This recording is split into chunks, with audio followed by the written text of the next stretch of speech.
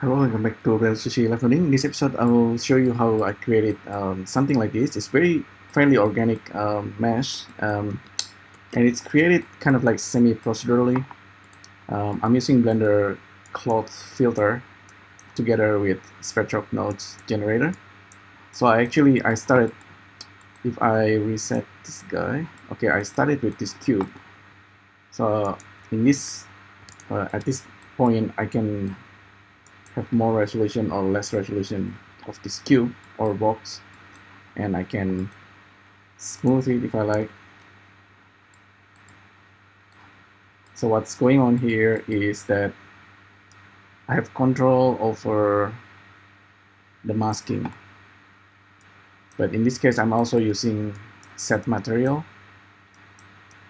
So there are two materials, the yellow one and the blue one, and then I'm kind of creating mask based on the origin and of each polygon face, and then it will auto generate the noise.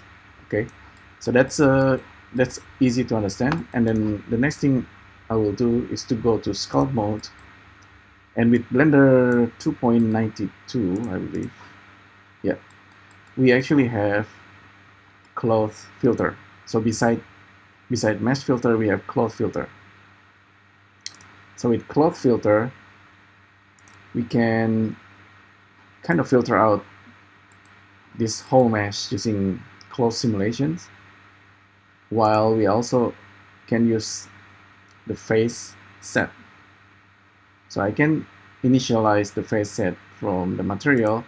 So if I do that and then use inflate, you will see that it's actually respecting the material assignment that I did using SVerchok. And it can kind of go to the right and go to the left, kind of inflating and deflating, you know, like breathe in, breathe out,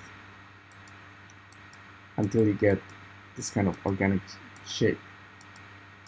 I think it's kind of interesting and something you can try yourself. You can turn on and off the collisions. It's going to give a slightly different result. Once you're happy with the result, you can actually go to mesh filter and select this relax face set and kind of just drag your mouse until you get that sharp edge back. Okay. The cool thing, of course, you can still randomize the seed, and then you further work with more detailed area. So let me try that. Now the face set is completely different, so I need to reinitialize the face set from the material, and I go back to cloth filter and simply expand, deflate and inflate. So it's kind of like adding more details procedurally. In a way, if you're actually using texture, maybe texture and cloth can do similar thing, but I like the idea of using face sets. It's actually pretty fast too. Maybe turn on collision, so when they're colliding with each other, it will create kind of dent, and it looks quite realistic and organic. It's a bit like a brain or like a mushroom. Okay, like I said, when you're happy with it, you go back to mesh filter and just relax the face set, so you have this hard edge. It's looking really nice, and we already have the material that's kind of making the divisions between the two, but they're all still kind of together, and there you go. That's the final shapes. If you go back to the sculpt modes, you can further adjust this with again cloth filter. Maybe turn off collision this time, because I wanna have that kind of detail. This one can be inflated. Turn on collisions, inflate.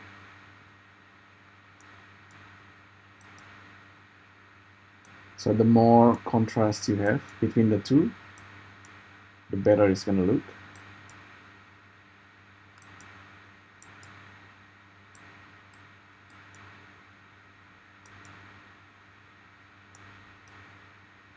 Yeah, I think this is a really cool idea. I got this from another YouTube channel that's actually using icosphere and kind of generating all sort of kind of a procedural looking objects. It's really organic. At the same time, it feels like unusual and abstract. You can play around with this and maybe using cell noise even. So now I'm using cell noise. Perhaps you can also use more material, not just two materials, maybe multiple materials. So if you're using cell noise, increase the detail, you can really add like dribble. Go back to sculpt mode, initialize face sets from material, and then filter.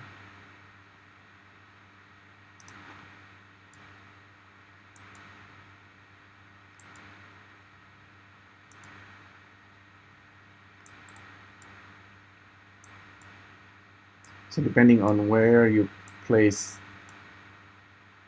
the cloth, where you place this cursor, it's gonna inflate and deflate based on that. It's gonna try its best to keep the face sets, I think.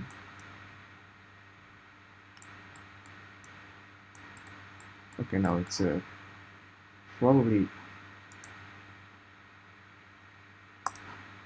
not working too well. Maybe I need more subdivision, but it's already getting too detailed.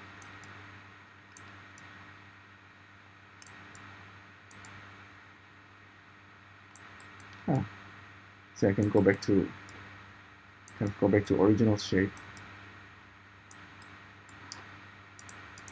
Well, anyway, you got the drill. Hopefully you find this useful. Thanks again for tuning in, and I'll see you next time. Thank you. Bye.